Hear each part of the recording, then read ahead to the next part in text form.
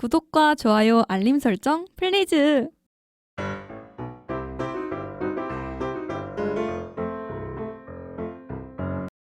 프리뷰! 저와 같은 청년들에게 한 번 사는 인생, 원하는 꿈을 찾아 도전하는 희망을 잃지 않기를 바라고 또 힘을 내라고 말해주고 싶습니다. 세상의 모든 콘텐츠를 리뷰한다. 콘뷰! 안녕하세요, 조이입니다. 오늘은 혼자 찾아뵙게 됐는데요.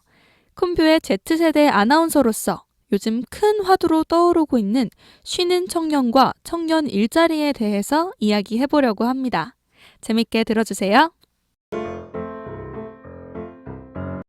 오늘날 쉬는 청년이 역대 최고 수준으로 나타나고 있습니다. 자세하게 한번 살펴보도록 할게요. 연합뉴스의 8월 18일자 기사 내용을 참고했습니다.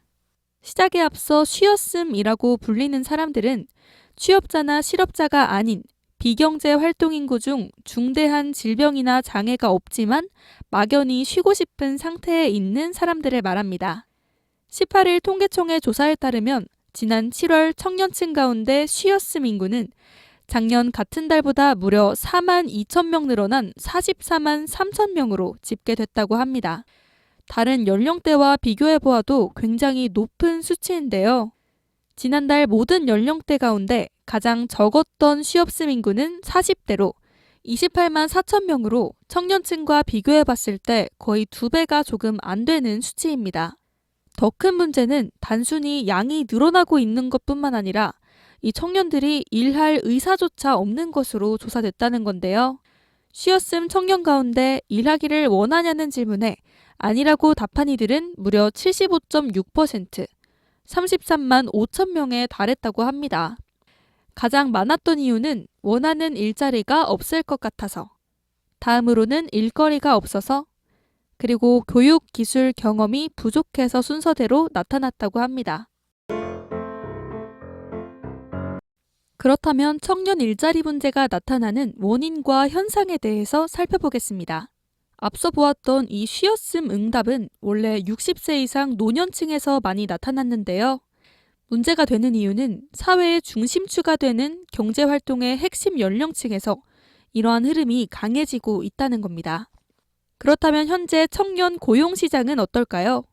한경비즈니스 8월 14일자 기사에 따르면 60세 이상 고령층에서는 취업자 수가 25만 8천 명이나 증가했지만 청년층 취업자는 14만 9천 명 감소하며 무려 21개월 연속으로 감소하고 있는 수치를 보여주고 있습니다. 얼마 전 통계청이 발표한 2024년 5월 경제활동 인구 청년층 부가조사 결과에서 더욱 현 상황을 잘 느낄 수 있는데요. 학교를 졸업하고도 미취업 상태인 청년이 129만 명, 1년 새 2만 9천 명이나 늘었습니다. 첫 취업에 걸리는 평균 소요 시간도 평균 11.5개월, 역대 최장인 것으로 나타났습니다. 그렇다면 이러한 현상들이 나타나는 원인은 무엇일까요?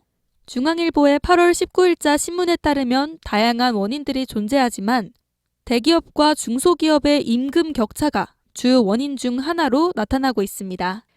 경제협력개발기구에 따르면 2022년 기준 한국 근로자의 월 평균 임금은 대기업이 591만 원, 중소기업은 286만 원이었습니다. 거의 2배나 차이가 나는데요. 또 청년층이 양질의 일자리를 뚫기도 어렵습니다. 일부 대기업 노조는 정년 연장을 요구하고 있고 또 기존 기업들은 경력직 위주 채용을 선호하면서 그야말로 바늘구멍을 뚫어야 하기 때문입니다. 그렇다면 이런 청년 일자리 문제를 해결하기 위해 어떤 방안들이 있을까요? 먼저 전문가들의 의견을 살펴보겠습니다.